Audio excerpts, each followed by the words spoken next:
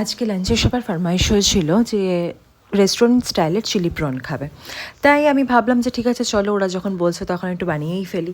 যদিও আমি চিলি প্রনের রেসিপিটা এর আগে বহুতবার শেয়ার করেছি, কিন্তু রেস্টুরেন্ট স্টাইলে কিন্তু আমি কোনো সময় বানাই না। আমি কিন্তু খুব ঘরোয়া স্টাইলে বানিয়ে থাকি, খুব কম মশলা ব্যবহার করে, কম জিনিস ব্যবহার করে বানিয়ে থাকি। কিন্তু আজকে ভাবলাম যে না, একটুখানি স্পেশাল রান্না করি, রেস্টুরেন্ট স্টাইলে রান্না করি।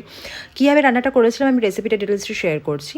ফার্স্টে প্রনটাকে ভালো করে ধুয়ে পরিষ্কার করে নিয়েছিলাম, তাতে কাঁচা লঙ্কা বাটা, জিঞ্জার গার্লিক পেস্ট, গোলমরিচ গুঁড়ো, ভালো করে নুন দিয়েছিলাম পরিমাণ মতন।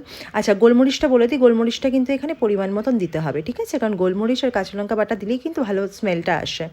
আচ্ছা, তার সাথে দিয়েছিলাম আমি একটু কর্নফ্লাওয়ার দিয়ে ভালো করে এটাকে মাখিয়ে রেখে দিয়েছিলাম এবং রেস্ট করতে দিয়েছিলাম প্রায় এটা 30 মিনিটস নিয়ার অ্যাবাউট, হ্যাঁ ছিল। তারপর এটাকে তেলে ভালো করে ফ্রাই করে নিলাম। আমি প্রনটাকে ভালো করে ফ্রাই করে নিলাম, একটা একটা করে দিয়ে ভালো করে ফ্রাই করে নিলাম।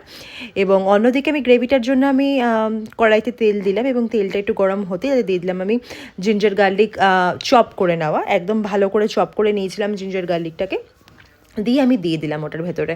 এবং তেলে দেওয়ার পর এটা কিন্তু আমি দেখতে পাচ্ছেন এখানে আদাটা রসুনটা কিন্তু ভালো করে এটাকে কিন্তু ভেজে নিতে হবে, লাইক গোল্ডেন হওয়া অবধি কিন্তু এটাকে ভেজে নিতে হবে। এইটা যত সুন্দর ফ্রাই হবে তত সুন্দর কিন্তু সেন্টটা বেরাবে গ্রেভির।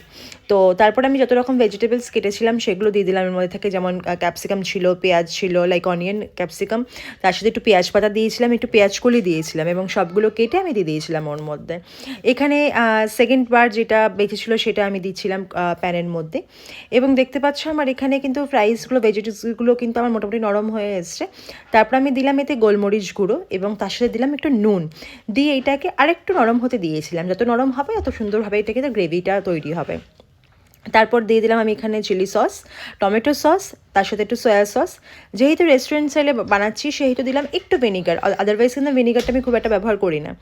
এবং এটাকে দিয়ে ভালো করে সসটাকে আমি রান্না হতে দিলাম, ভালো করে আমি এটাকে মিশিয়ে নিলাম টোটাল সসটাকে। এবং তারপরে একটুখানি জল দিয়ে যখন আমি দেখলাম এটা ফুটে উঠলো, তারপরে আমি দিয়ে দিলাম প্রনসগুলো, যে ভেজে রাখা প্রনসগুলো ছিল সেগুলো দিয়ে দিলাম আমি, ঠিক আছে?